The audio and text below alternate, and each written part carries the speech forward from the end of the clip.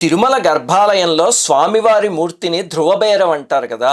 మొత్తం పంచబేరాలు అని 5 ఉన్నాయి. స్వామి పాదాల దగ్గరున్న మూర్తిని కౌతుక బేరము అని పిలుస్తారు. ఆ మూర్తికి స్వామికి ఎప్పుడో ఒక బంగారపు తాడు కట్టి ఉంటుంది.